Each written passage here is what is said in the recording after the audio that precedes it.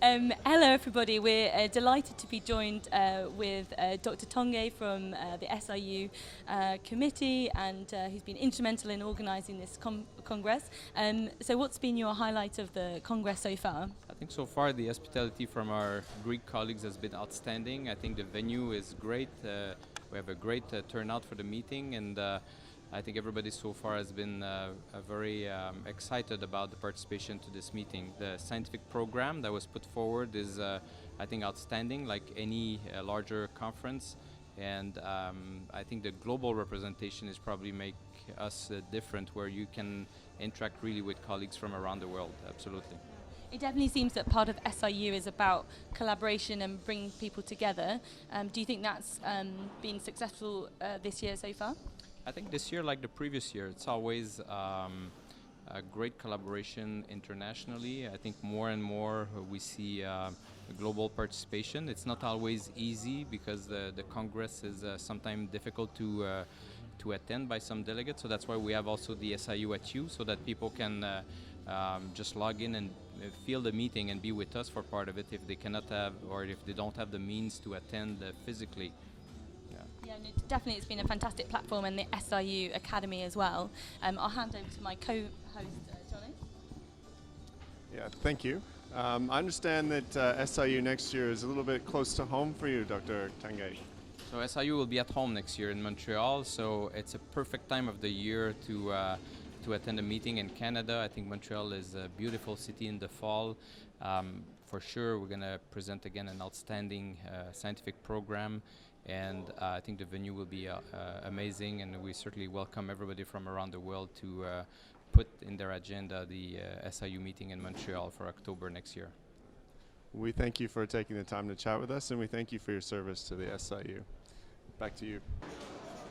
Hello everyone, I've managed to corner Professor Dasgupta, who's really best of the British urologist, and so it's a pleasure to sit and talk with you.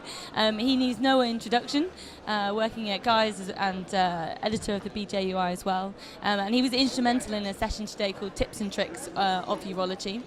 So Prof, what has been your highlight of that Tips and Tricks session today? Thank you, Sophie. I think the highlight was easily the training of the next generation. And while you and I have had the benefit of state-of-the-art training, you come to the SIU and it becomes obvious that that is not the case for many young surgeons in many other parts of the world. And I think we need to change that. The SIU Academy, I think, has been magnificent. It's a magnificent web-based platform where sometimes you don't have to travel far. You can just access it. You can learn so many things from so many people. The other thing which I thought was particularly useful was telling people that nearly 50% of complications happen not because of how skilled the surgeon is, but how skilled their interaction is with the team. So I keep saying this again and again, and can't repeat it enough. Know your team. It is very sad that many of us work within a team, never doing a WHO checklist, never spotting the mistakes before they are due to happen, never knowing who is the nurse who gave us the instrument that we are about to cut with, never knowing who our anesthetist is. I think these things need to change, and I think the SIU has a major role to play in changing that globally. And so just talking about SIU Congress itself, have you had any other highlights or anything else that you felt was particularly sort of noteworthy, or we want to tell the people at home that you've also seen? So three things, Sophie. Firstly, I find the SIU particularly interesting and attractive because I get to meet younger people who really want to do well. I think you guys have done a fantastic job in engaging with the younger generation, better than any other platform, any other organization has done. So I congratulate you on that. Second, I was very excited at the live session to see the use of a augmented reality platform called Proximi, which comes out of the National Clinical Entrepreneurship Program in the United Kingdom. And that is transporting an expert surgeon to mentor a surgeon anywhere on earth, just democratizing the way surgery is done safely. So I was very excited about that. And finally, I think this beautiful city, you can't beat coming here, seeing the Acropolis. You can see it 100,000 times. it still looks amazing. It still presents something that you didn't watch the last time. So I'm really excited to be here in Athens again, and thank you for having me. No, you're right. Athens is a beautiful city. It's been really sunny, and obviously it's the start of civilization, start of medicine itself. So it's great that we're here, also doing the cutting edge, kind of innovative urology and surgery. So have you been running whilst you've been here, or have you done a leisurely walking type tour? I walked 6 miles this morning. I don't think you ever sleep. So thank you so much for talking to me. It's always a pleasure to see you, and I hope to see you back in London very soon. Wishing you a very safe journey back to London, and see you very soon. Thank you so much. So we'll go back to the studio, where we'll catch up with the rest of the team at SIU at you. Thank you very much. So, John with you here, roving reporter at SIU. And I have another guest with me today. Hi, hello, John. This is Chai. Where are you from? I'm from Malaysia.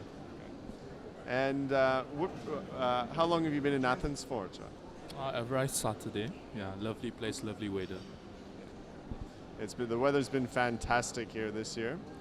Now, I understand that you have a poster coming up. Can you give us a little bit of insight into what your talk's about? Sure, I'm presenting a moderated e-poster, video actually, this coming Saturday. It's about automated needle targeting device. It's a robotic device. It's superimposed together with the fluoroscopy for assisted puncture in PCNL surgery. That sounds very good. What's the take-home message of the project?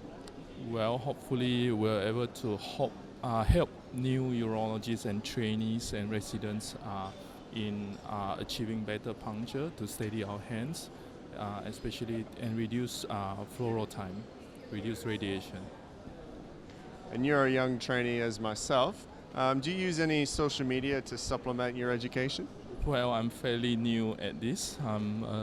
I have an account in Twitter, so that's the only thing I used. And how have you found the talks on social media today? Yeah, it's fantastic. Yeah, I've learned so much, and I definitely agree that it can connect us together and learn more from each other, of course. Truly making urology a global community, just like what SIU is all about. I agree. Back to you.